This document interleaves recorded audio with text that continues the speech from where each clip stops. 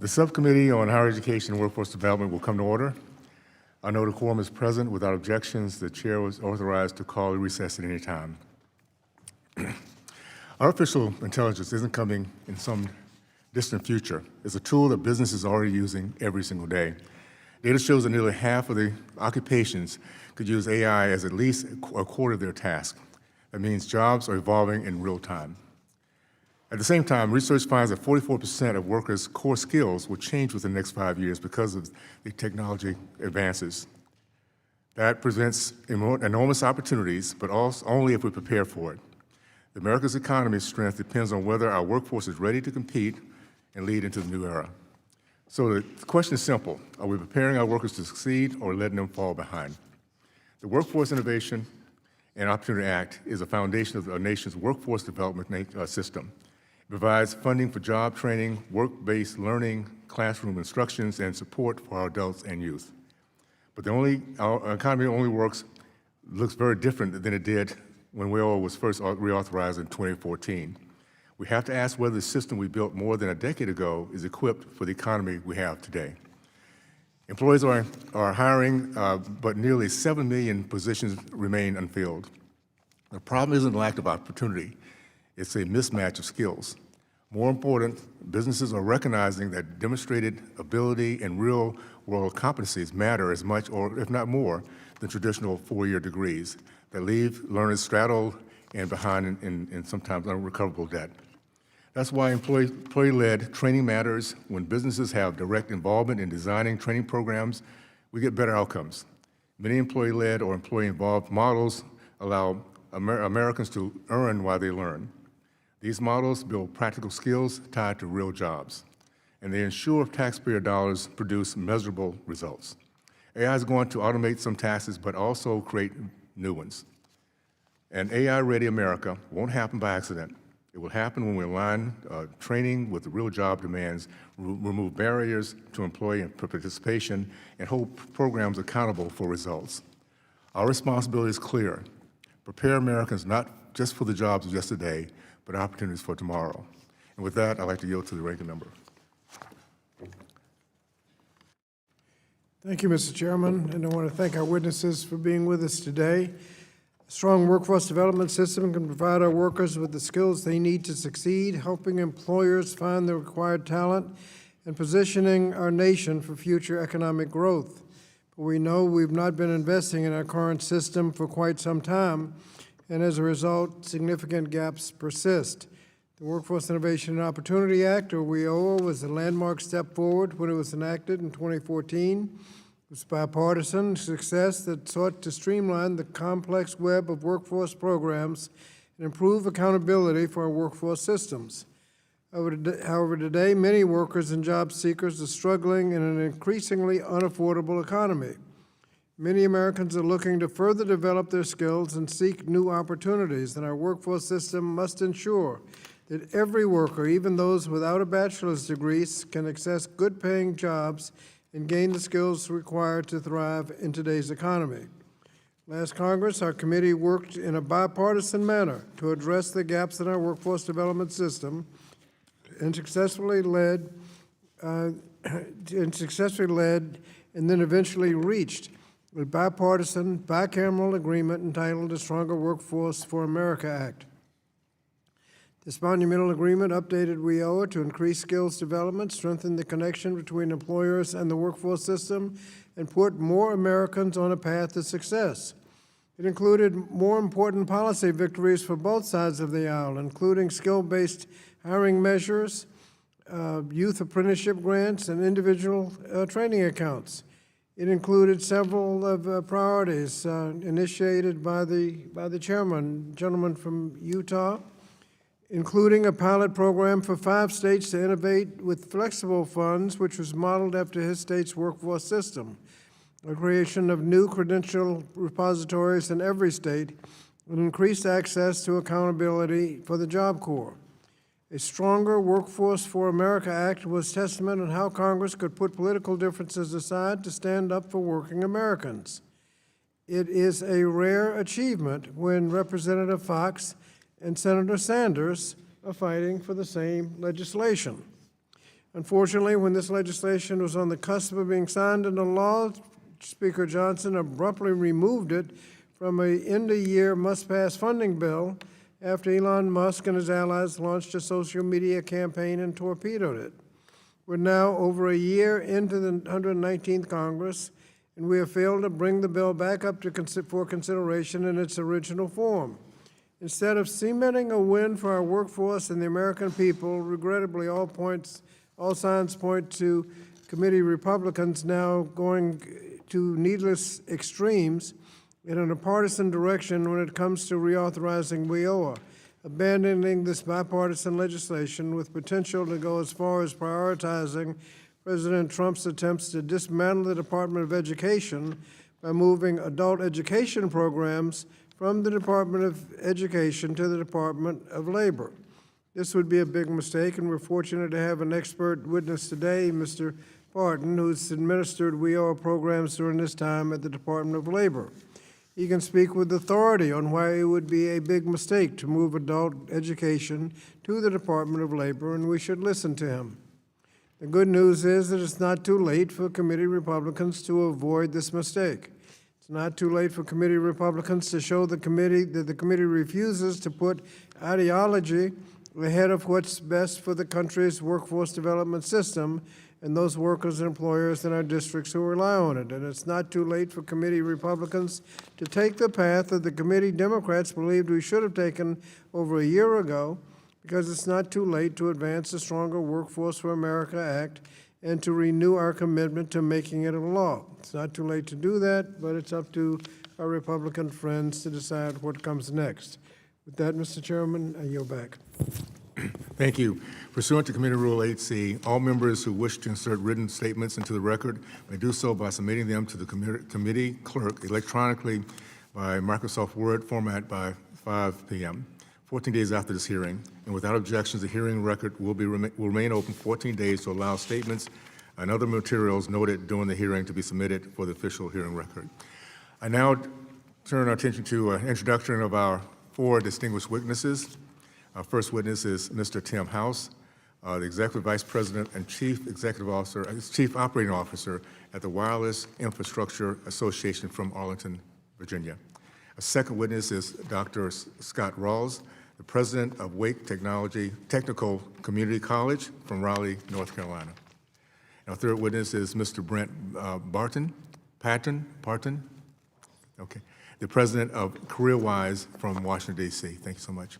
And our fourth witness is Mary Kate Morley Ryan, the Managing Director of Talent and Organization for Transformation Americas at Accenture from St. Louis, Missouri. I want to thank the witnesses for being here today and look forward to your testimony. Pursuant to committee rules, I would ask that each of you limit your oral presentation to a 3-minute summary of your written statement. As committee members have questions for you, the clock will count down from 3 minutes. However, pursuant to Committee Rule 8D and the committee practice, we will not cut off your testimony until you reach your 5-minute mark. I would also like to remind the witnesses to be aware of their responsibility to provide accurate information to the subcommittee. I will first recognize Mr. House for your testimony. Chairman Owens, Chairman Wahlberg, Ranking Member Scott, and members of the subcommittee, thank you for convening this important hearing on employer-led training. I'm honored to represent the Wireless Infrastructure Association, whose members build, own, and operate the infrastructure powering America's wireless networks. Beyond advocacy at the state and federal levels, WIA is proud to serve as the national sponsor of the Telecommunications Industry Registered Apprenticeship Program and is recognized by the Department of Labor as the sole industry intermediary for telecommunications. Our mission is to ensure a skilled workforce for this industry and to improve safety and quality of work. We appreciate this opportunity to share our insights. To put it simply, the telecommunications industry faces a shortage of qualified workers. In addition to ongoing maintenance and network improvements, we are implementing Congress's $42 billion broadband investment to close the digital divide. This work coincides with the rise of AI, which depends on widespread connectivity. A February 2026 Citigroup report forecasts $3 trillion will be spent on AI infrastructure by 2030. All these factors signal a sharp and sustained increase in demand for skilled telecommunications professionals. WIA and the telecommunications industry have worked for years to address this workforce challenge. Our registered apprenticeship program now includes over 100 employers across 16 occupations and has helped more than 7,000 apprentices start meaningful careers. WIA has further acted as an industry intermediary within the sector partnership framework for developing relevant curriculum for the broadband workforce. We spearheaded training and education partnerships with higher education and career and technical education institutions across the country. If there is one takeaway from my participation today, it is the value of industry intermediaries for workforce development initiatives. Registered apprenticeship coordinated with employers target the skills needed for high-demand fields like broadband and AI. These programs grow the talent pool, equip participants with practical skills, and support long-term careers. By blending classroom learning and on-the-job training, participants advance by demonstrating competency. WIA enthusiastically supports the President's executive order to prepare Americans for high-paying skilled trades and the goal of enrolling 1 million new registered apprentices. Despite the real progress our industry has made, current efforts alone will not meet the demand that is coming. WIOA reauthorization is a genuine opportunity to change that. By preserving state flexibility, explicitly supporting registered apprenticeships and employer-led training, and encouraging the sector partnership model that has already proven its effectiveness, this Congress can deliver the policy foundation our workforce needs. When paired with complementary federal investments, including NTIA deploying remaining BEAD funds towards workforce development, these steps would go a long way towards ensuring America has the skilled, credentialed workforce that this moment demands. The infrastructure ambitions of this nation are within reach, and the workforce to build it should be too. Finally, as we continue this dialogue today, let's focus on the people and the communities who benefit from these opportunities or who lose out if action is delayed. We share a common goal. Let's work together to achieve it. Thank you, and I look forward to your questions. Thank you. And I'd like to recognize Dr. Ralls for your testimony. Thank you. Chairman Owens, Ranking Member Scott, members of the committee, thank you for inviting me to discuss building an AI-ready workforce and strengthening employer-led training. My name is Scott Ralls. I'm president of Wake Technical Community College. We're the largest community college in North Carolina, serving approximately 75,000 degree and non-degree students. ChatGPT refers to Wake Tech as a workforce engine for our region, aligning education, industry, and economic development. And we're also frequently cited as a leading apprenticeship college with 170 local employer apprenticeship partners in sectors that range from skilled trades to biotech to healthcare. I often say in our home county that Wake County runs on Wake Tech because of the reach of our technical programs. And in the past few years, we've seen record student interest in our skilled trades programs, reversing prior periods when we experienced student interest gaps. That renewed interest, I don't believe, is accidental. Artificial intelligence is contributing to the rebound in student interest in skilled trades. And while AI is raising questions for some students about returns from traditional higher ed pathways, it's also increasing demands for programs in energy-related fields such as electrical systems and HVAC. Now, Wake Tech is responding by expanding our capacity in these high-demand programs. We're proud to serve as the lead college in a North Carolina pilot of a recently announced national initiative called Careers Electric, funded by the Siemens Foundation to expand the pipeline of skilled electricians. Efforts like these are strengthened by WIOA and other federal workforce frameworks that reinforce employer-aligned training. And continued alignment between the federal workforce policy and employer demand will remain essential as AI reshapes the labor market. At Wake Tech, our approach to AI education is not to confine it to a single program. Instead, we intentionally integrate, or as we say, thread AI across disciplines to strengthen student competitiveness across every field. And that integration is already starting to occur at scale. This semester, more than 4,600 Wake Tech students are enrolled in courses across 33 academic disciplines that are taught by faculty who are actively incorporating AI into instruction, and these include programs such as automotive systems and heating and air conditioning. To support this integration, we've made AI literacy a priority for both students and faculty. And beyond classroom integration, we're also formalizing AI competency in ways to make it more visible to employers. We're building models to support workforce readiness that will offer AI digital badges where students can earn alongside their academic credentials. And these badges will be able to apply AI literacy that can be included on transcripts and professional portfolios. And our commitment to AI extends beyond the classroom. We're also applying AI to improve student support. At Wake Tech, we have sector-based care teams, a model that aligns success coaches, advisors, and career coaches around specific career fields. And that model has led to record retention rates at our college. And we're now implementing AI agents within these teams to scale support and allow staff to focus more deeply on personal engagement. I think these efforts will position Wake Tech to continue to support one of the nation's most dynamic technology hubs.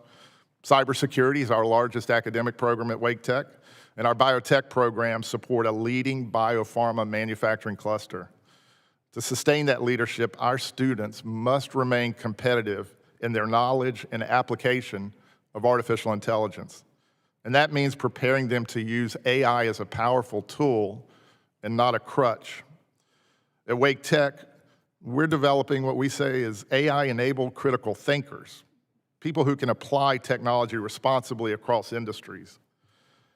Community colleges, I often say, are through colleges.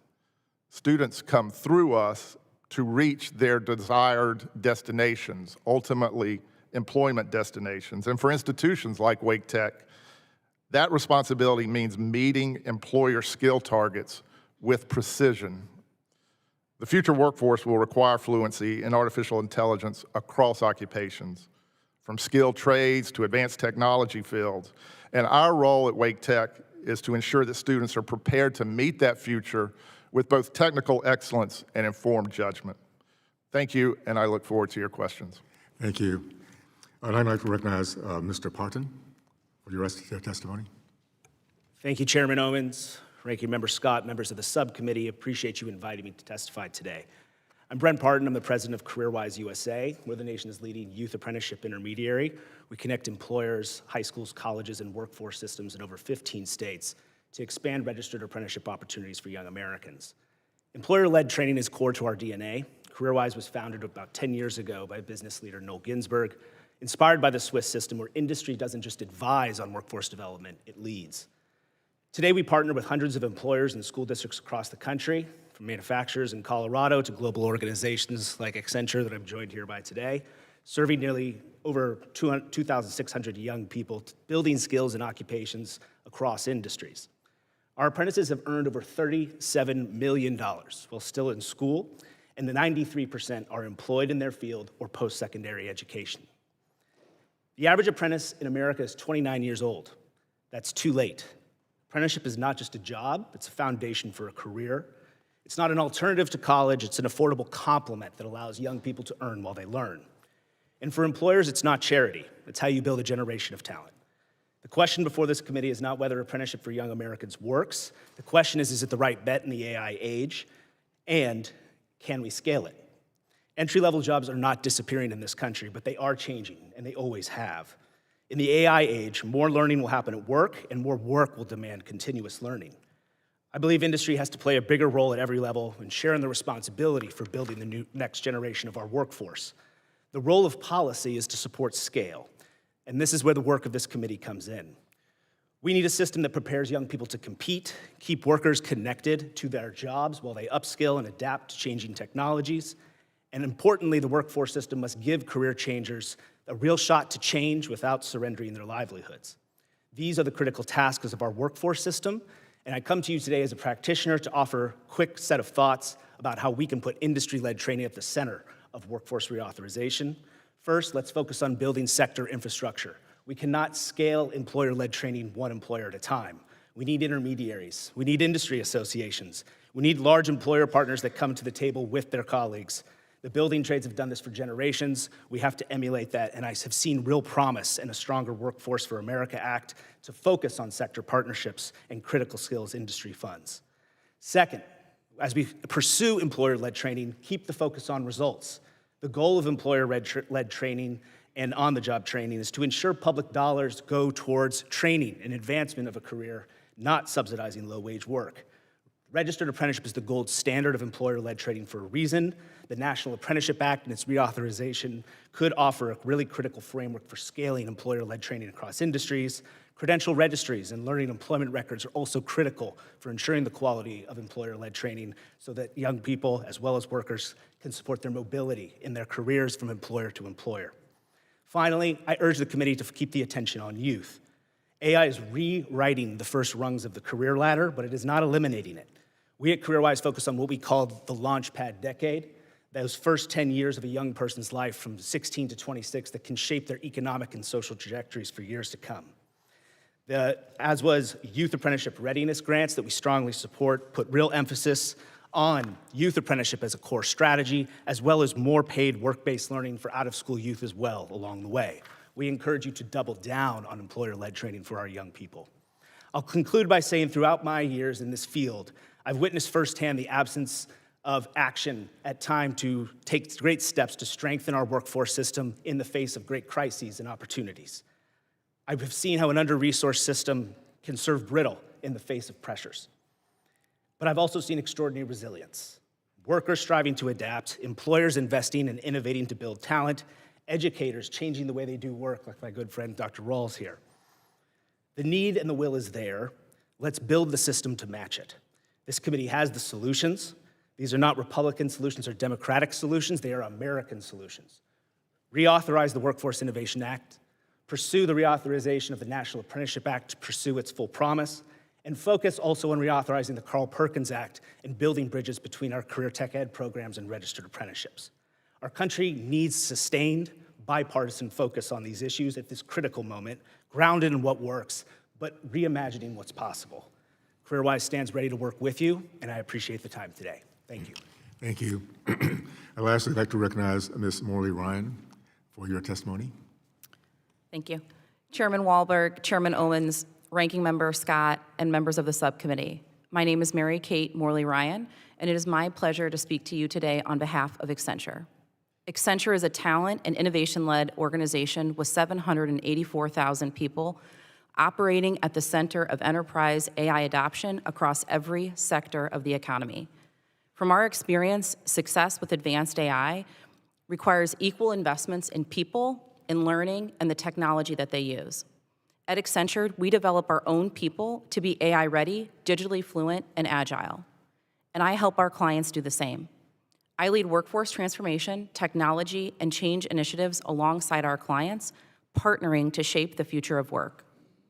From my experience, to build an AI-ready workforce, employers must double down on the following 4 actions. First, cultivate a culture of continuous learning. Learning has to be at the heartbeat of the organization. The moment it stops, everything stops. It has to be constant, ever-present, and non-negotiable. For example, Accenture invests over $1 billion each year in our own learning and development of our people. In our last fiscal year, we delivered 47 million hours of learning, much of it focused on advanced AI skills. To date, we have equipped over 560,000 people with Gen AI fundamentals in our organization, and over 315,000 with agentic AI fundamentals. Second, employers need a plan for the future using skills and tasks, not just seats. Employers should not only focus on the number of workers, but also on the future skill needs for their organization. Annual workforce plans and job title hiring are yesterday's playbook. By 2030, employers expect 40% of workers' core skills to change. Defining the workforce of the future is not just an HR initiative, it's an enterprise-wide strategic imperative with people, skills, and tasks at the core.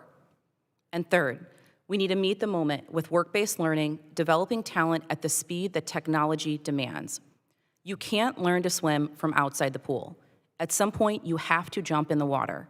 Apprenticeships and work-based learning programs put people in the water, where real skill building happens. Traditional apprenticeships have primarily focused on the trades, but apprenticeships have tremendous potential to prepare people to use emerging technology like artificial intelligence in critical areas like manufacturing. And last, employers need to make literacy, AI literacy, an imperative, not an option. AI literacy can't be an add-on course. It must be encoded into the DNA of an organization. When it's built into how people learn and grow, it sticks together. AI and data skills should be treated as foundational for employers and government alike, rather than standalone programs for only IT professionals. Companies need to do this for their entire workforce, and the government needs to provide support at scale. The most effective policy actions are those that align workforce policy and employer demand.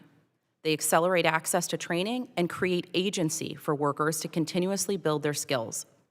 Modernizing the Workforce Innovation and Opportunity Act would help improve employer-led training, streamline access to training funds, and improve coordination between state workforce agencies and employers.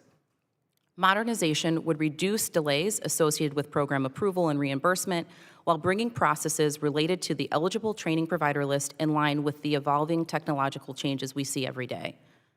Additionally, policies encouraging the development of portable digital skills passports is a step forward to modernizing our public workforce system.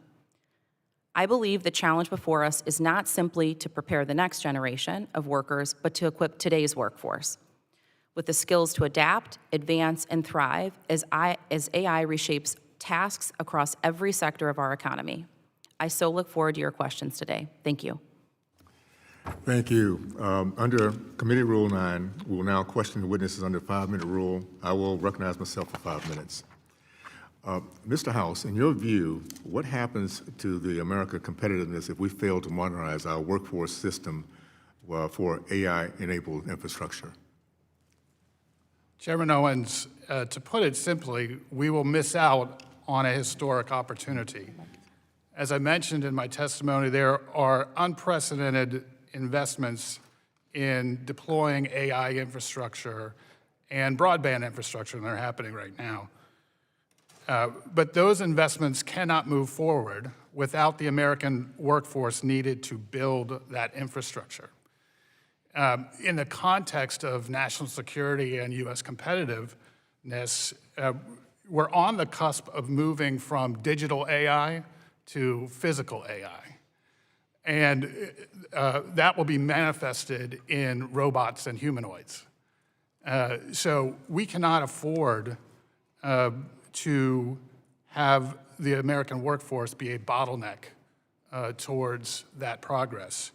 I think foreign competitors and indeed our adversaries are working to enhance those sectors, and so we must ensure that American technological leadership, by investing in opportunities to grow this critical workforce. Thank you. Dr. Ralls, are you seeing any interesting trends when it comes to specific skill demands from learners? How influential do you believe AI might be in shifting learner demand for those skills over others? Absolutely. One of the trends we're seeing this year, as I noted in the past 2 years, is a renewed interest in technical education, technician programs, skilled trade programs. For years, we had what I sometimes refer to as an interest gap. We had the employment, we had the programs. Too often, we didn't have enough students. Now we're seeing waiting lists that we've never seen before. So I think students are seeing opportunity there, and part of that opportunity is driven by AI. It raises the level of all skills in technicians and the demand in areas because we're going to need more power and more electricity. That's certainly one area. I think students also are looking for opportunities that allow not just either or, but both, the ands, and so that's something that we strive for. Short-term programs, but also short-term programs that can walk into degree programs and lead not to just a job, but lead to economic mobility, and that's a strive for us at Wake Tech and building what we refer to as ladders for opportunity. Thank you. Ms. Morley Rand, Accenture has been involved with digital skills passport space as a way to strengthen portability and accountability. How could interoperable employer-validated credentials improve alignment between training investments and the labor market demand? Great question. Thank you. I mean, it provides transparency, right? I think the biggest thing is it provides transparency across the employers and the workers that they're seeking. And we see it in the private sector all the time, right? Having a skills profile, Accenture has that for every one of our employees globally. And we use that to staff our jobs and our roles internally. Having that available at the state and federal level would be an outstanding step forward. Thank you.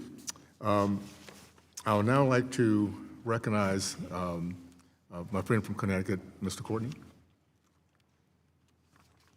Thank you, Mr. Chairman, and thank you to the witnesses for being here. Mr. Parton, as Acting Assistant Secretary for the Employment Training Administration during the prior administration, you oversaw most of the workforce development at DOL that invested billions of grant funding for job training each year. Last year, in their effort to dismantle the Department of Education, the Trump administration used interagency agreements to move several large programs authorized under the Education Department to ETA. In particular, it moved the career and technical programs over to ETA, programs under the Office of Elementary and Secondary Education to ETA, and programs under the Office of Post-Secondary Education to ETA. Do you think ETA has the capacity to administer all these programs? Incredibly proud of my time at ETA, and a lot of that has to do with working with the incredible public servants within that agency. ETA has a big mission. It's construction worker, really trying to build opportunity, but it's also firefighter, overseeing a lot of programs that serve people on their worst days when they lose their jobs.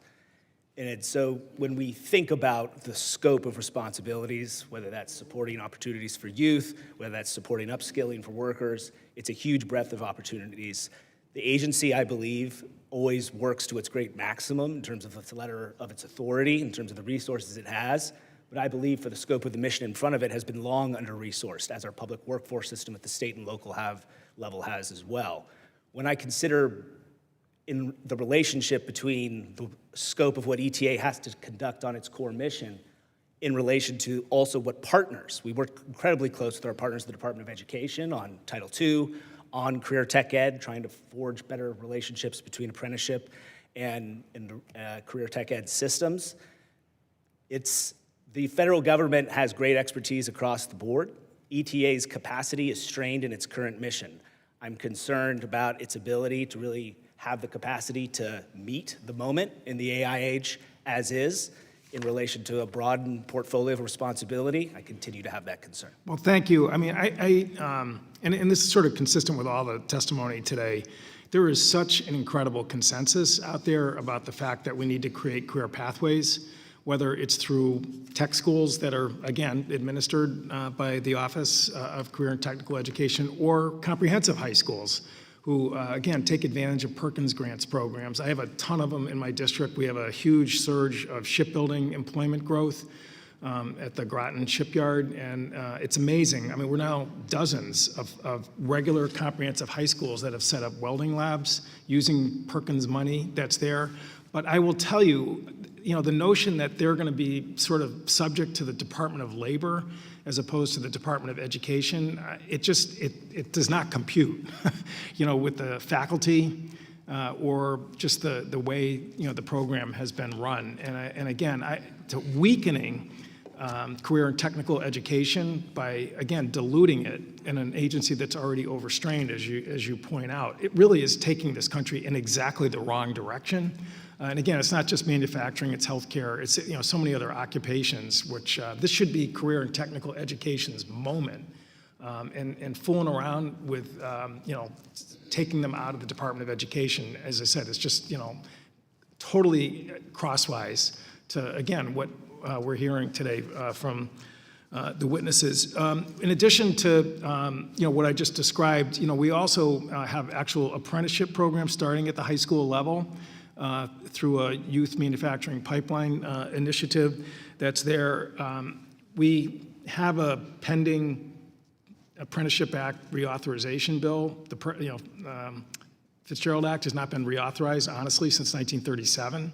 And again, that opens another opportunity to connect people to the higher skill level, even when they're getting their secondary school degree. Maybe you could talk about whether, that fits within the parameters of your experience at the Department of Labor and the Fitzgerald Act?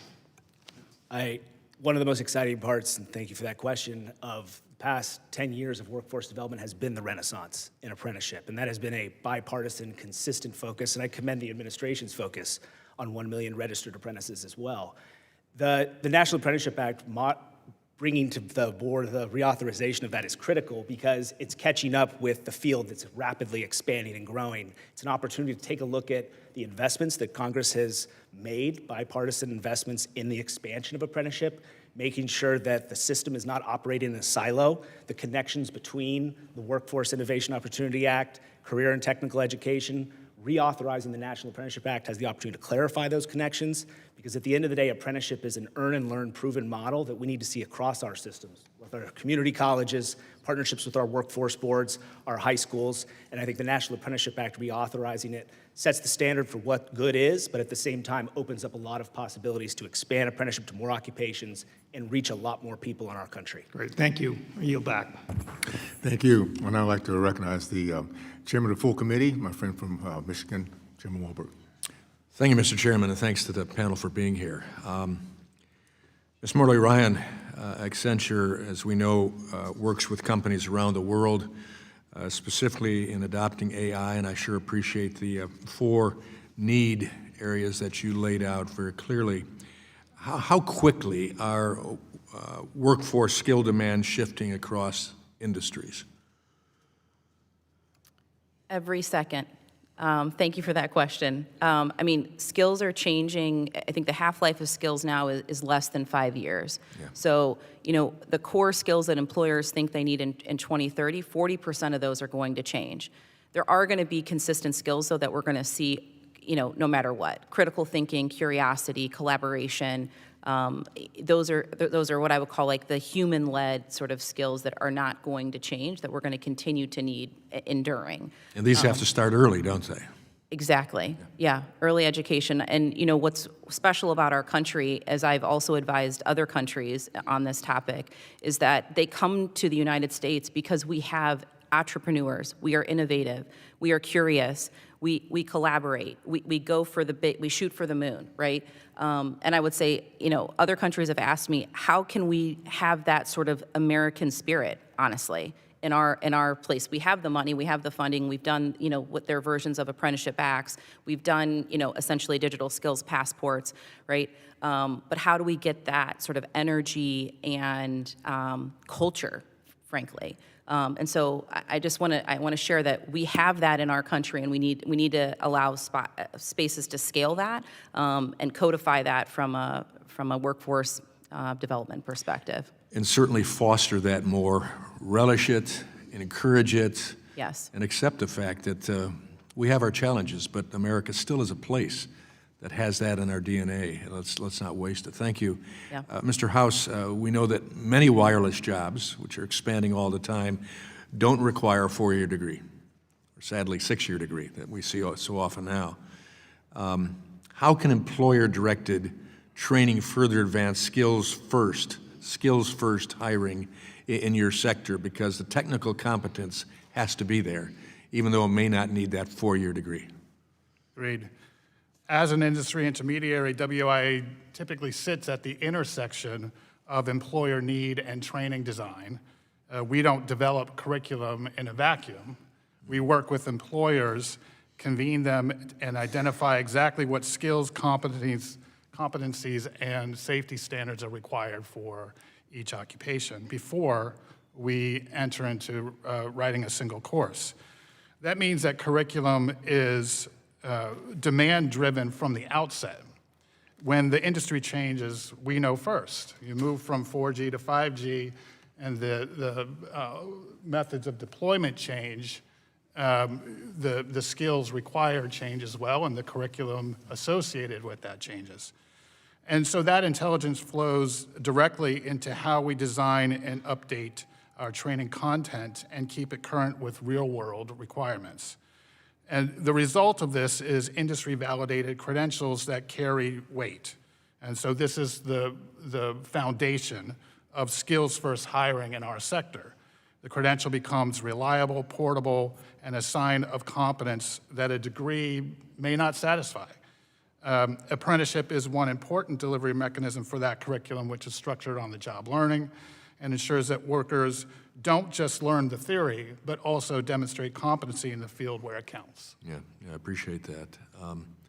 Moving next door to you, Dr. Ralls, the community college education, as time has come, it's never gone. It's always been here, and you have the ability to be fast and loose on your feet, as it were, especially in career and technical education.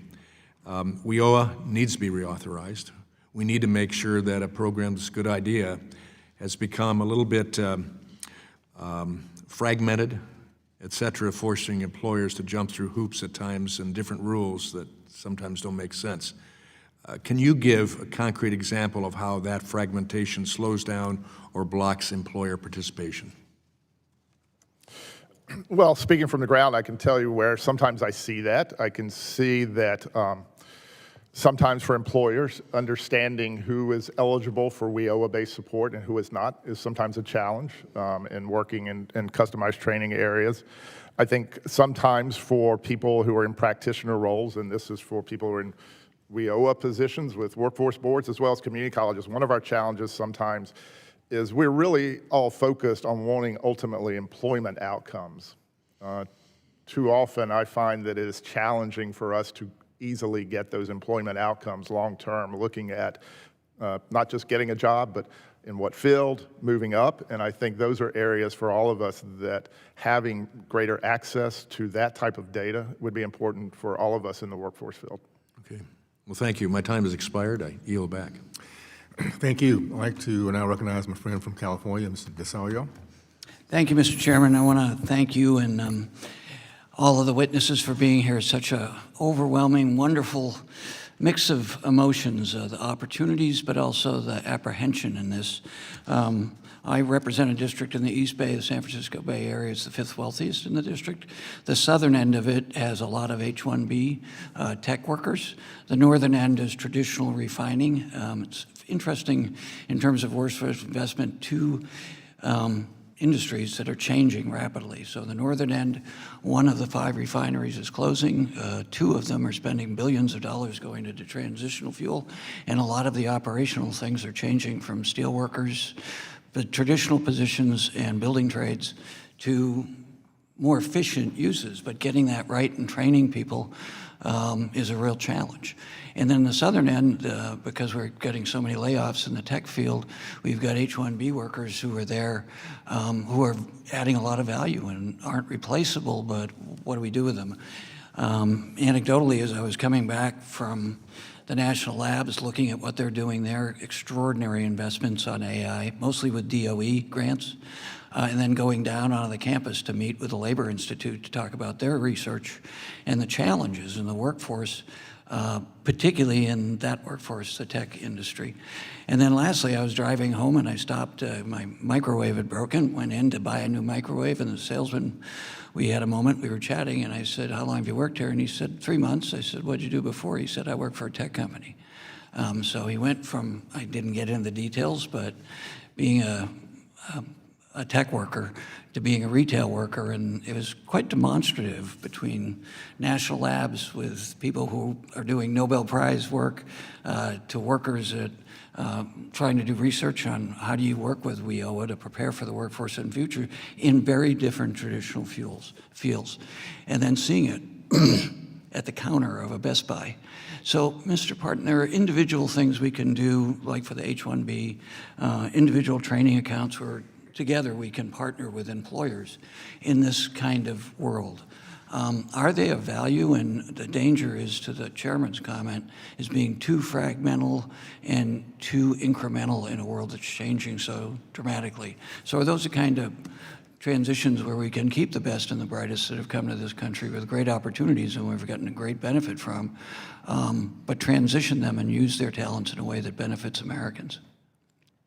Thank you for the question. I think you described something, and as a Bay Area native myself, it's not one region, but it's a bigger picture that how AI will impact a labor market will not be one experience for any one industry sector and one worker.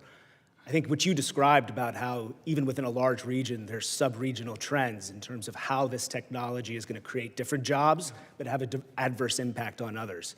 I think it's really critical when we think about our policies and the individual funds that are there to support individuals to transition and find new opportunities in careers, that we are also using our federal dollars to support what I would call the critical sector-based infrastructure that's needed to manage these transitions, that's able to actually take the skills of someone who's in one field and apply it to another. And I'll just quickly describe this connection between both what we would traditionally call technicians in trades and technology is one of the most important emerging trends, I believe, that we need to seize the opportunity on, whether that's the focus on reindustrialization or the reality that humans in the loop and how they take their skills and apply those new technologies. That's the power of AI, to create productivity gains, competitiveness for American manufacturing and production that is really critical for what these new opportunities would look like.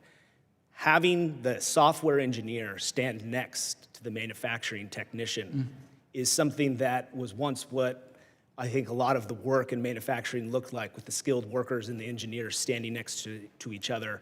I think your point about how you can take folks with tech skills, find ways to deploy them in other industry sectors, we're doing that with our work in CareerWise, how AI is impacting healthcare delivery. I think that's critical, but we have to build this infrastructure of sector-based partnerships. That's not a one employer at a time solution. That is something I think Aswell really put an emphasis on. That's something that has been an unfunded mandate that we need to deal with in our workforce system. Yeah, sitting here, I'm actually less apprehensive and still apprehensive about the traditional building trade sort of steelworker than I am about people with graduate degrees. Because you can see it in the layoffs and the tech companies saying, well, we're going to replace all these people, but I'm not sure where that connection is. And I'm not sure for that population the level of anxiety is demonstrated in that anecdotal story we are helping with in what we're doing with the Workforce Investment Act. Although having said that, I think, and Mr. Chairman and Ranking Member, I do think we've worked together really well, and I hope we would continue to do that with a sense of urgency. Thank you. Thank you so much. Now I'd like to recognize my friend from Guam, Mr. Morley. Thank you, Mr. Chairman. Thanks to our witnesses. Obviously, you really made it pretty clear. The age of AI is here, and it's not going away. And now you're coming before us, and it's really helpful to see what Congress should do to include some tailored support for small, especially rural businesses, and how we want to make that employer-driven training that we need to provide them. And to do that, you mentioned reauthorization of WIOA as well, and we should be focusing on the targeted approaches and avoiding this one-size-fits-all. So we need to do this quickly, as you mentioned, and for our support of our small businesses, our rural, remote communities, especially territories, like the island of Guam, and being in the second island chain in this Indo-Pacific area. And what we need to do is to support our national defense, train our workforce, and get everybody ready for the defense of our nation and the protection of our communities.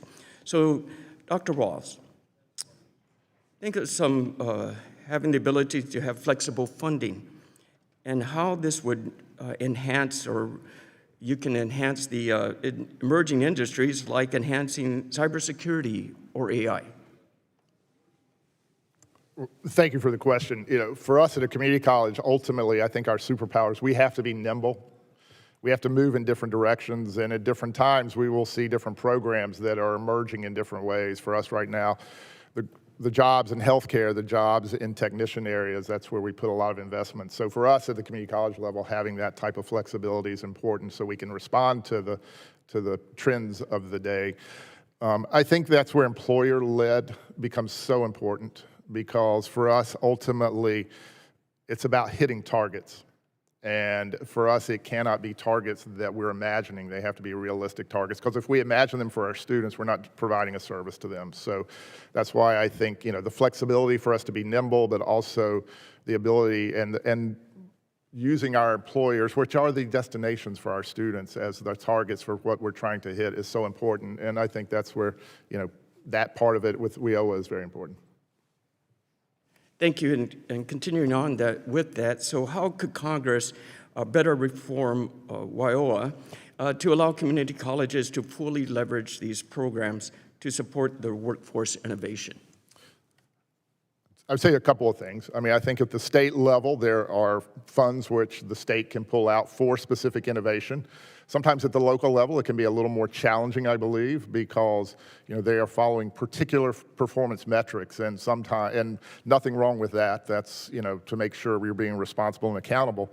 But sometimes when you have to hit particular metrics and targets, you do what you've always known. You don't do things that are new and different. And we're living in a world where more of thinking outside the box is a little more required.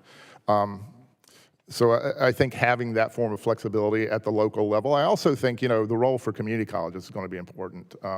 In WIOA legislation, community colleges are eligible training providers. I actually think we're more than that. I think we're the backbone of the American workforce development system. And so I think, particularly speaking out to the role that community colleges play in working with the WIOA system would be an important way of making sure that we're able to respond to the needs that our country needs in workforce development right now. Thank you. And Ms. Morley Ryan, we know our current law was not written to address AI.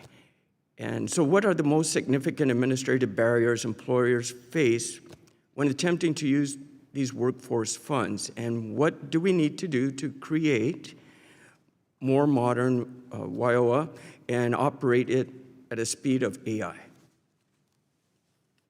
Thank you for that question. I think it's modernizing the ETPL, the training provider list, making that, what I would say more frequently updated, including AI as a priority from a learning perspective, actually scaling and investing more in the programs that we know already work, because we do have work and learn program, or learn and earn programs that we know already work. Instead of doing more small pilots, we need to invest in the things that and make it easier to invest in those things that work. And I think also, looking at more performance-based funding to scale. So, yeah, thank you for that question.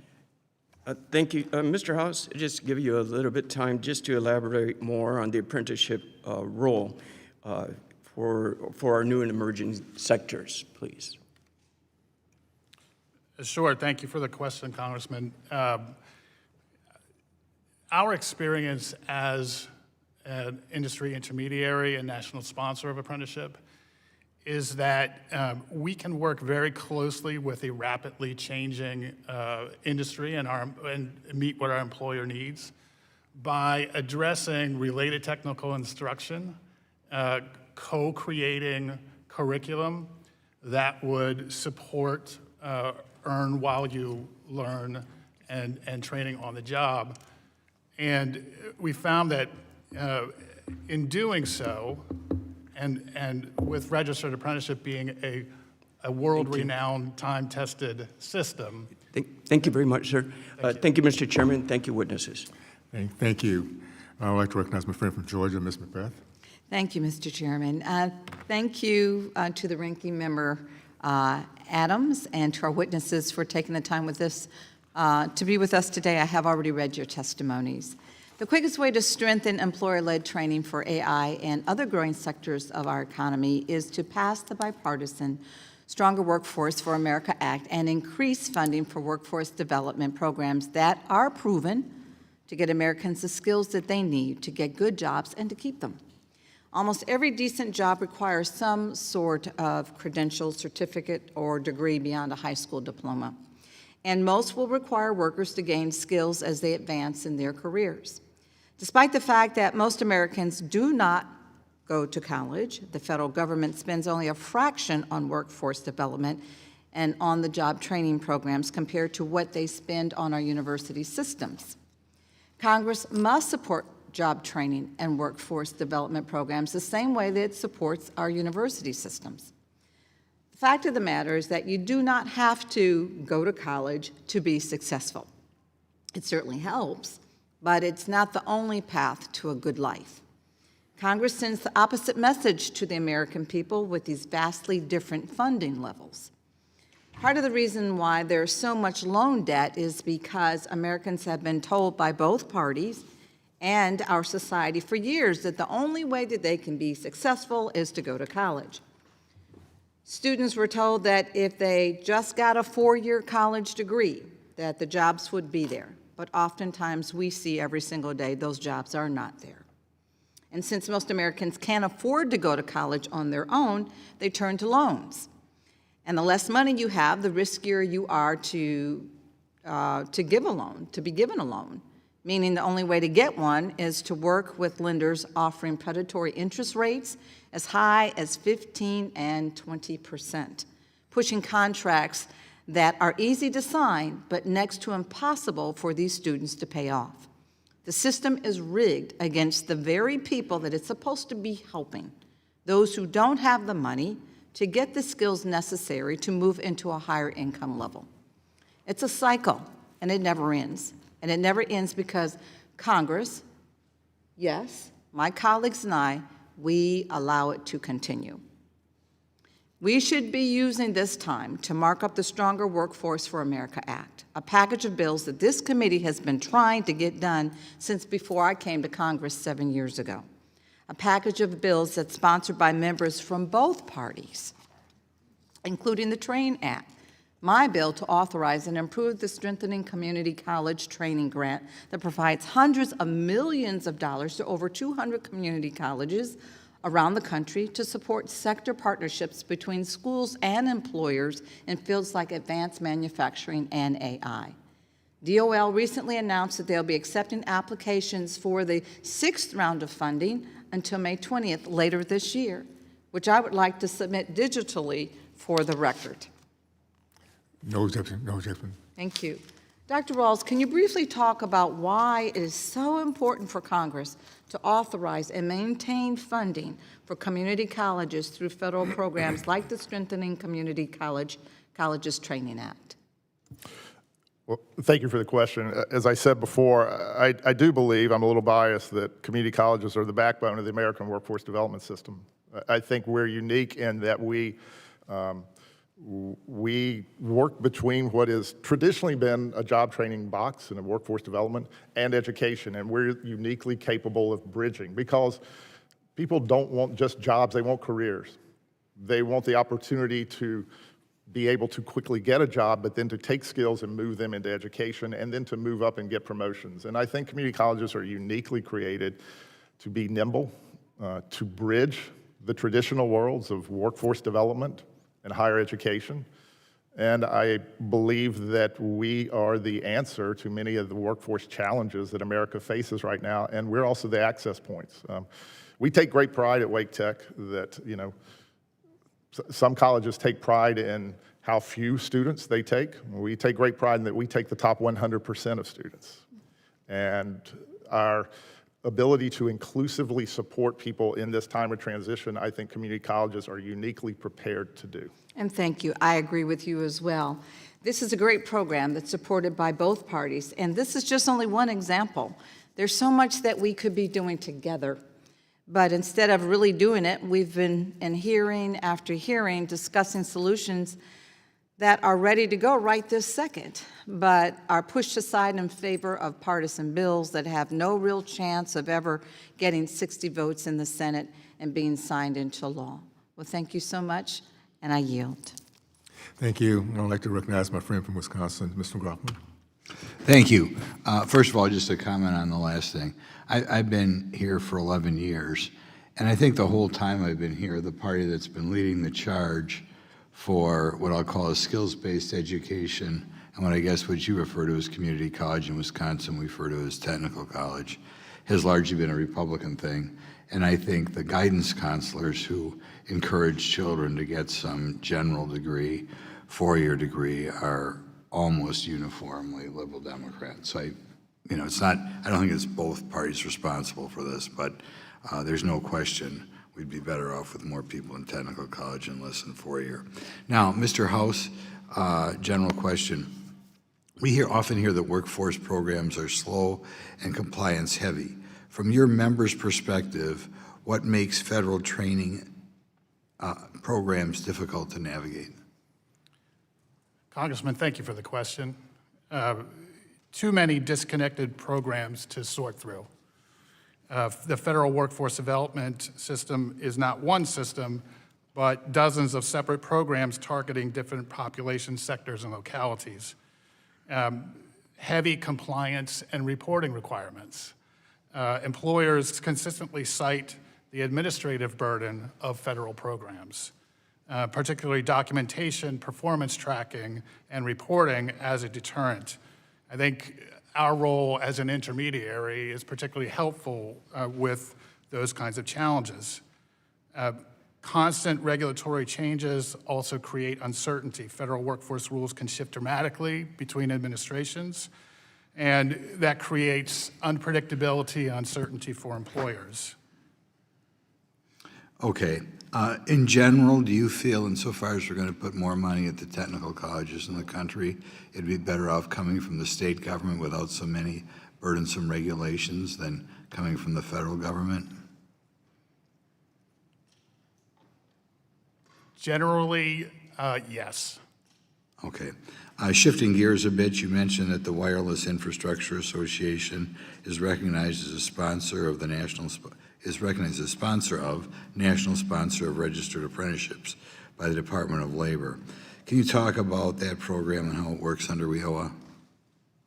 Sure.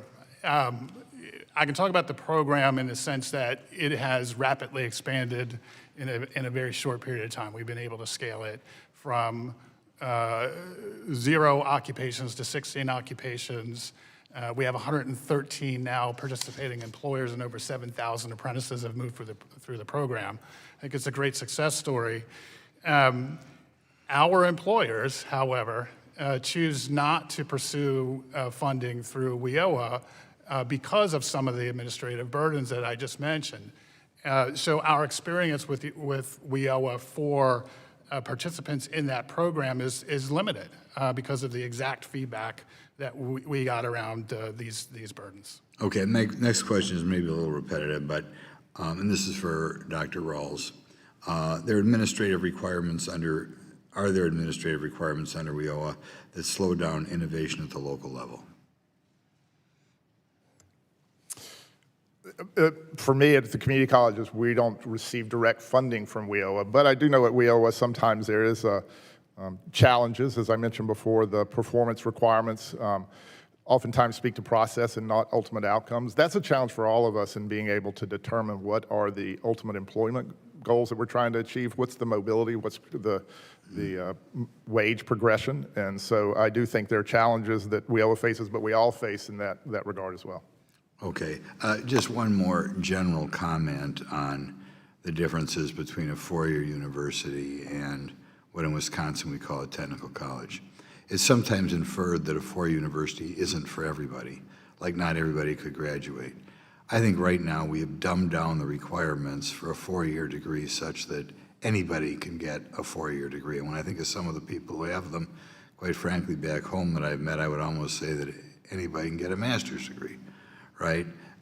And when you look at some of the technical college degrees, nursing, for example, welding, I think there are a lot of people in society who don't have the natural skills to be able to do that. So right now, I would say it shows more if you can get a technical college degree with skills than some vague communication arts type of degree on a four-year level.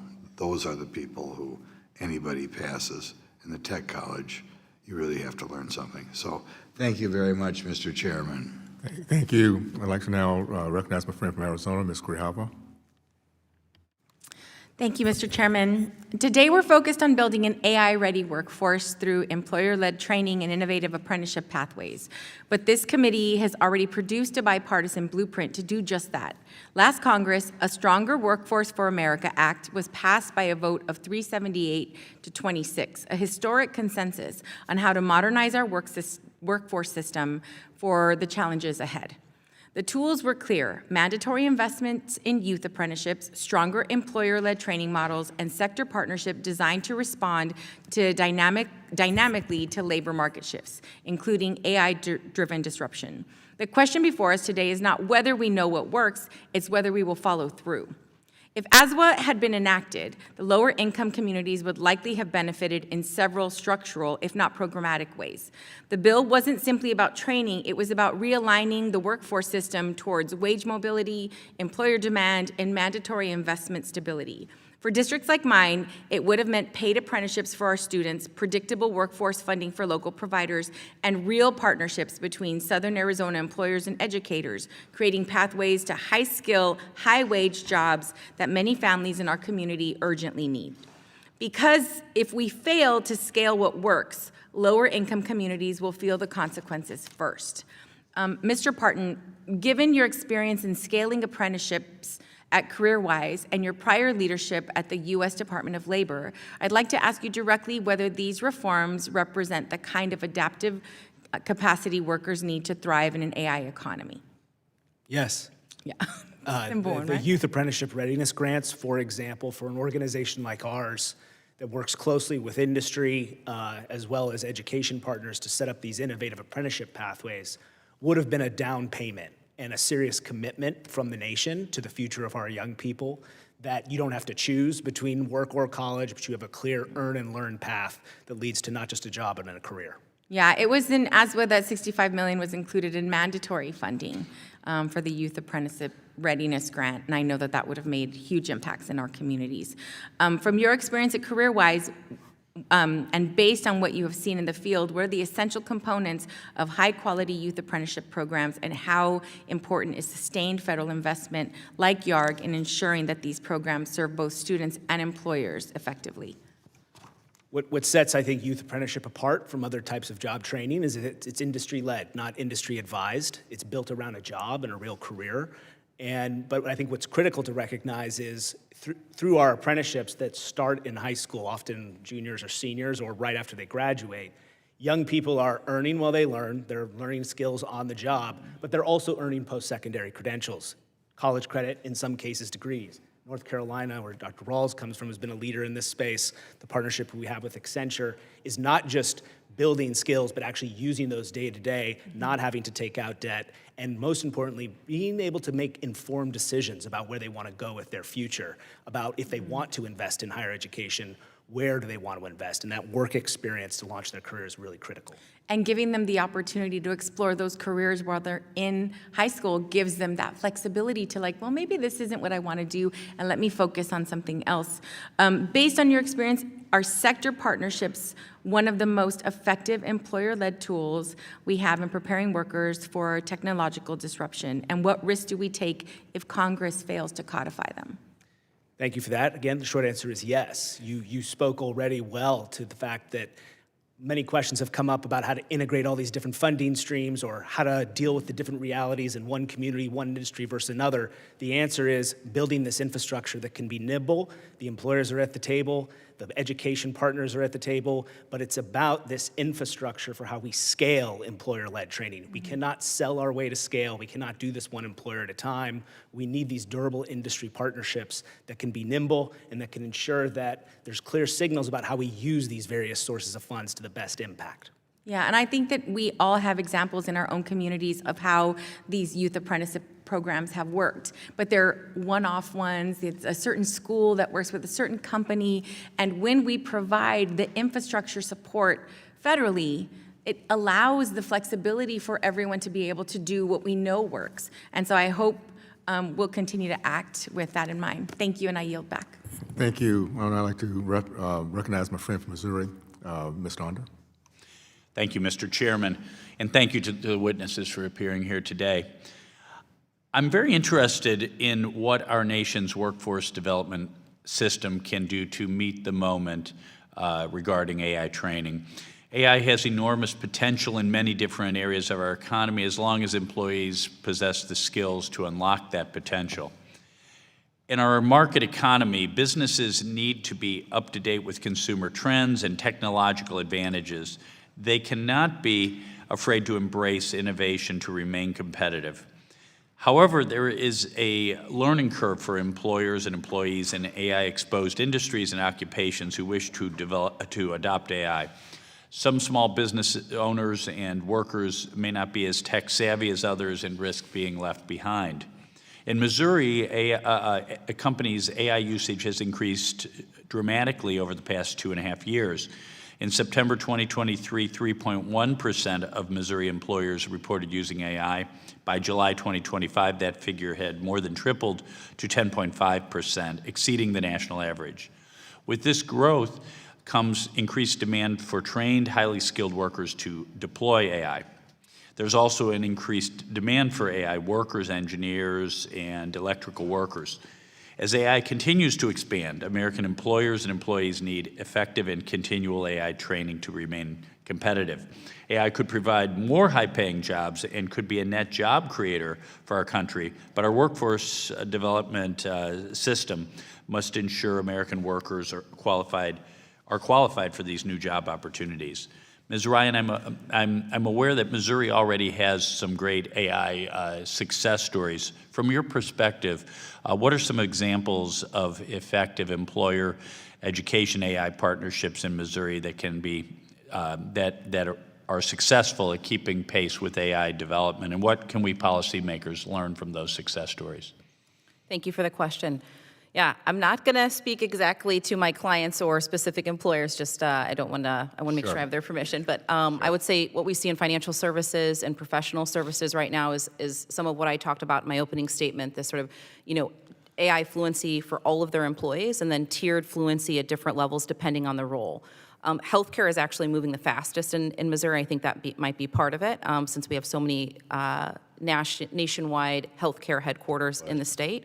And it's out of necessity to serve folks both in urban areas but also rural areas. So I would say healthcare is a space to look to, where we see work and learn or learn and earn programs, apprenticeship programs, as well as people moving up from a wage perspective. And then finally manufacturing. We're seeing a lot actually in your district as well, right? Where folks are getting much more hands-on, right? They're leveraging the community colleges, they're leveraging technical colleges at a scale that is absolutely needed to provide the AI infrastructure we need in the state and in the country. Oh, that's great. And Ms. Ryan, as you know, this committee is pursuing WIOA reauthorization. My congressional district includes many rural communities, and I believe any WIOA authorization cannot overlook workforce trends in rural Missouri. How are rural Missouri communities faring compared to metropolitan areas when it comes to workforce access and training capacity? It's a great question. I'm not fully equipped to answer it, but I will share what I'm aware of. I think, there's always an opportunity to provide more, what I would say, these apprenticeship opportunities, right? The registered apprenticeship programs, especially in the rural areas. And I know that we're building some infrastructure actually in your district, and maybe in partnership with Tim House's organization. But, we need those earn and learn programs to build those skills in rural areas where we are going to have this infrastructure. If we don't have those programs, we actually won't have the talent to build the infrastructure we need for our country. Well, thank you. Mr. House, I have 40 seconds left if you'd care to comment. No, I would just echo what she said. It's critically important for us to continue to build these programs and attract new entrants to have the success that we need in building infrastructure. Great, thank you. I yield back. Thank you. I would like to recognize my friend from Florida, Mr. Fine. Well, thank you, Mr. Chairman. A long time ago, I was in the software business. I retired, it'll be 12 years ago next month, and it's extraordinary to see how much that industry has changed. I've never missed it, but I see it in my children, who are now taking advantage of tools that 12 years ago, as I was creating software that, frankly, AI might have been able to do for me without us having to do it. And I see both the upside and the risks of it. But one of the biggest risks is that the technology outstrips our employees' ability to leverage it usefully. So I've got a few questions. Mr. House, technology in your sector can evolve every 12 to 24 months, and I may be being generous in giving it that long of a time. I think the adoption of AI has been the fastest technology adoption ever in history when you look at how long it took for a quarter or half of the population to adopt it. Can a system that's built on multi-year planning cycles realistically keep pace with that kind of change? No. No, okay. So what do we do about it? Well, I want to qualify that. It's not without major adaptation at this point. I think traditional multi-year planning cycles already lag behind the speed of AI. New models come out every month now. So virtualization, edge computing, and broadband deployment requirements are also rapidly changing. My view is that there are a few changes that could be meaningful. One is to shift from a plan execute model to a plan adapt and then iterate model so that you can move through curriculum development in a much tighter cycle. Build workforce pipelines that update continuously. With shortages in telecom, broadband, and AI integrated networks, it means that the system has to expand registered apprenticeships, micro-credentials, and ongoing upskilling. And then we have to modernize, as Brent has mentioned, the infrastructure planning to account for AI-driven transformation. Okay. So I already worried, even 12 years ago, back when I worked for a living, about the government's ability to adapt to market conditions. I thought I was moving pretty quick, and the government couldn't keep up. And now, under AI, we're worried about companies being able to keep up, let alone the government, which has never been known for its rapidity and its skill set. So one of the ways that we adapt is by having the workforce to do it, which is what we're talking about. So, Ms. Morley Ryan, my question is going to be for you. Other countries seem to be aggressively investing in their AI talent pipelines. From a global competitiveness standpoint, how are we doing? And how urgent is workforce modernization for maintaining U.S. leadership? It's urgent. It needs to be now. I'll just give a corollary to what we know is going on in the UK, where they've just set a target of skilling 10 million workers with AI skills by 2030, which is a third of their workforce. And that includes all of their government employees as well. We need to have those types of bold goals and collaboration across parties to drive towards something of that nature. So let me flip it around on you. What happens if we don't do it? Let's say, it'll all be fine. What do you, actually I have to tell people things are fine even when they're not. It's my last name. But what happens if we don't take it seriously?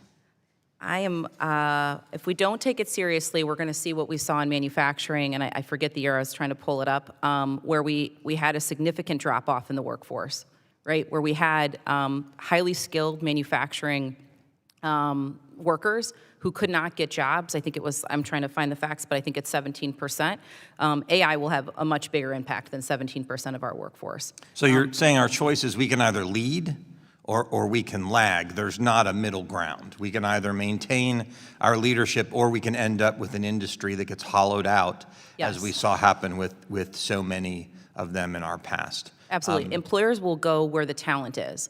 So I would say our clients are actively asking us, where can I find cybersecurity talent, AI talent, folks that can work with large language models, build those alongside whether it's manufacturing or other functional areas of their business. And they are desperate to build that talent and retain it. And I just simply close by saying this. We have seen the risks to our economy of letting our manufacturing sector be hollowed out, being reliant on countries that may not like us very much. I would argue that the risk of AI and technology being hollowed out in the United States, that risk is even worse. It's why we need to take it seriously, and I appreciate what all of you are doing to advance that today. Mr. Chairman, I yield back. Thank you. And I'd like to recognize my friend from Virginia, Ranking Member Scott. Thank you, Mr. Chairman. Mr. Parton, we've heard a lot about supporting registered apprenticeships. Can you tell me some of the important aspects of that bill that we should make sure we don't lose? The National Apprenticeship Act, when it was first passed, was a couple of paragraphs. And since then, the registered apprenticeship system has really been overseen through regulation. The National Apprenticeship Act that this committee and Congress has considered, I think, meets the moment in the sense that, on one hand, it makes clear how Congress's investments in apprenticeship can support the capacity of states to play a leadership role in apprenticeship. It clarifies the linkages between registered apprenticeship, our workforce system, our career and tech ed systems, as well as youth apprenticeship models. The National Apprenticeship Act also, I think, provides critical stability and security about what an apprenticeship is or how the new flexibilities can be pursued by industry sector, but it does not leave that to the whims of any one administration or regulation that can change. It clarifies what the rules of the games are and lets the world innovate within it. The last thing I'll say is it recognizes the roles of intermediaries, which can be community colleges, industry associations. They are really critical, just like our joint training partners, to scaling apprenticeship, and AA does all. Thank you. And you mentioned 29 was too old to start. What are we doing for youth apprenticeships and youth initiatives in WIOA? Well, as was already mentioned, the Youth Apprenticeship Readiness Grant, so I appreciate Ranking Member Scott to bring this up. The Youth Apprenticeship Readiness Grants that were, I think, a critical down payment on that linkage between helping states build out apprenticeship programs that meet the needs of youth.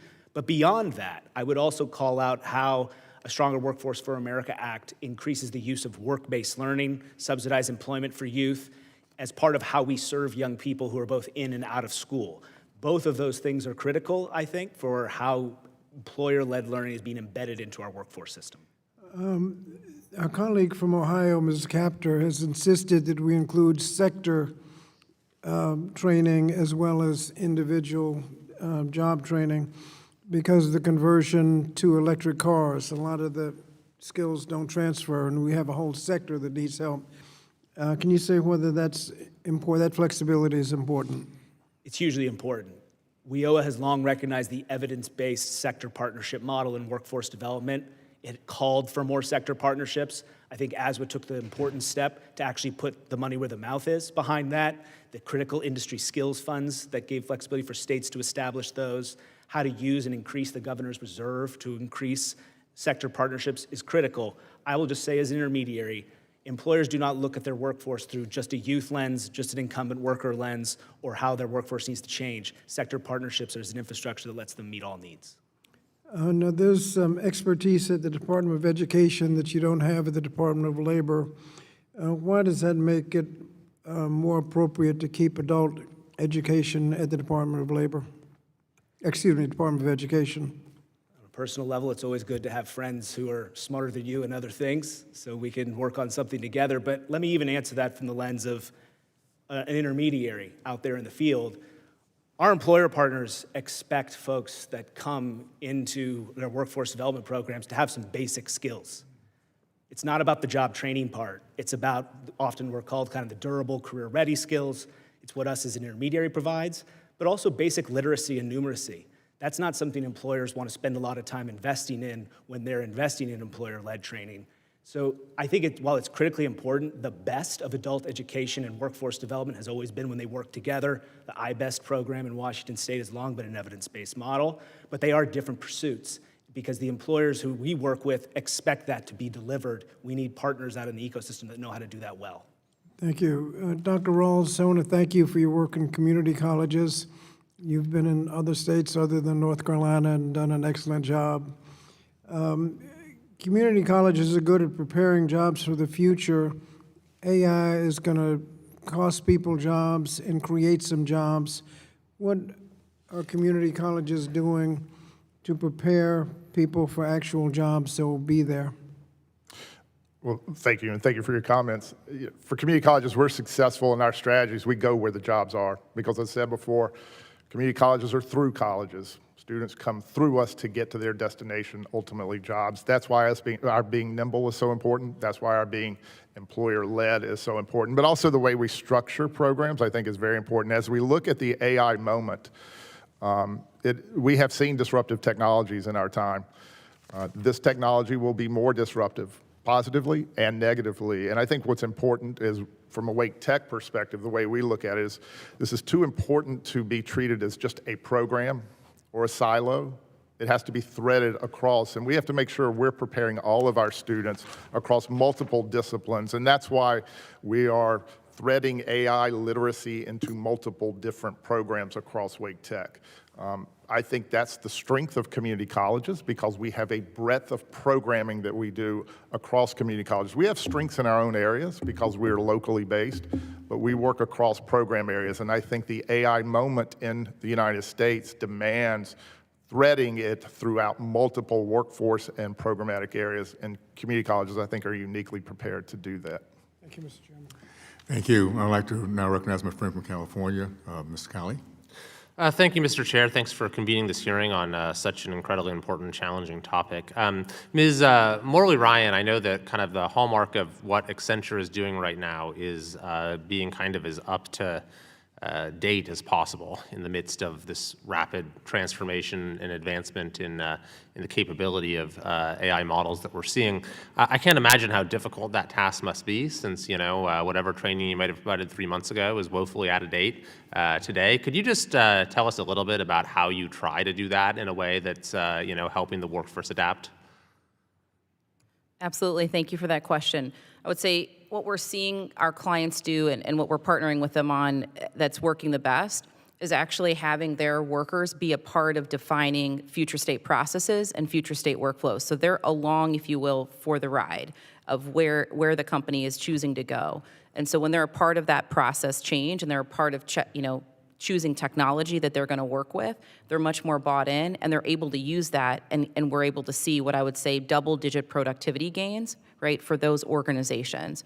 From a keeping people up to date, I think the apprenticeship and work-based learning model is the best model because it's the only way where you're in the flow of work, learning, and as things are changing, you're changing with it.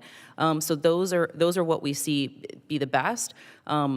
I think the other thing that, and I mentioned earlier, is that employers that are providing AI fluency and digital fluency training for all of their workforce, regardless of if they're quote unquote in an IT professional job, is critical, so that people have the same language to talk about where the organization is going. I would say finally, the other piece is for the folks that are getting those productivity gains.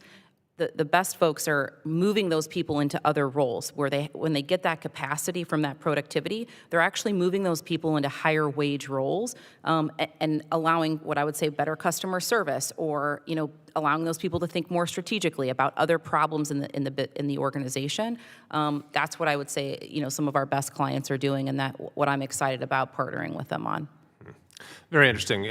What would you say kind of as a broader question for young people today, many of whom are thinking, okay, what is the future of this given profession going to look like? What degree does it make sense to pursue?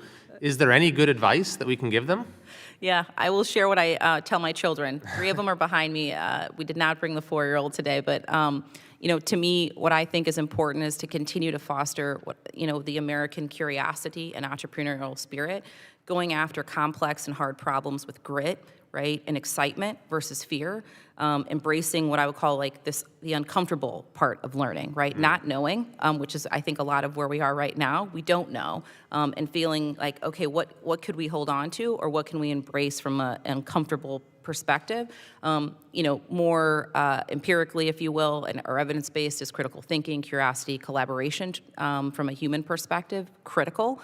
I think the other thing is being really grounded and knowing who you are as a person. What are your values? What do you care about? What are your principles? Because it's not human in the loop when it comes to AI, it's human in the lead, right? We are in charge. We need to remember that as we're developing these technologies and deploying them across the world, right? Human in the lead. And so to me, to really have people feel empowered around that, and for our young people like my children, it's again, this entrepreneurial spirit, empowerment, ownership, knowing what your principles are, because those principles will be embedded in the technology that you're building, whether you know it or not.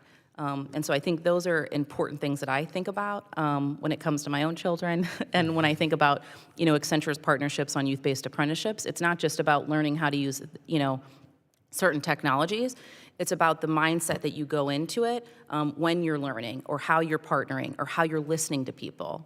So that's my perspective. I think that's really well said. I mean, what you're describing, this capacity to to adapt and to Yeah. lead and to be anchored in core values like that. That should be what education is about, all along. But I think it's of really heightened importance in this moment. And so, on this committee, we deal with education and workforce. But to the extent we can have conversations about how we can make sure those are priorities throughout across the board, I think that'd be a great thing. So thanks for your testimony. I yield back.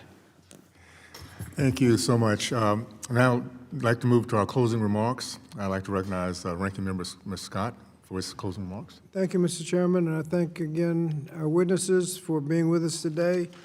Last Congress, Democrats and Republicans reached an excellent bipartisan, bicameral agreement to strengthen our workforce system to help America's employers and workers. The agreement, entitled the Stronger Workforce for America Act, updated WIOA to increase skills, to strengthen the connection between employers and the workforce system, and put more Americans on a path to success. Bill has the flexibility to incorporate the challenges of artificial intelligence that we've heard today. So I urge my colleagues to renew their commitment to a Stronger Workforce for America Act and reject any partisan-fueled endeavor that has no chance of becoming law. We have an opportunity to deliver on the promise to create opportunity and upward mobility for working families, and we should deliver on that promise. So thank you for the opportunity to discuss the future of the Workforce Innovation and Opportunity Act. Mr. Chairman, and I yield back the balance of my time. Thank you. First of all, I want to thank each and every one of you guys. This is remarkable timing. It's a paradigm shift we needed to get to for a long time ago. And Ms. Morley Rand, thank you. First of all, for bringing your kids here. This is how our country will get back to the promise that we've always had. And I love not only the way you start off talking about the dream, the culture.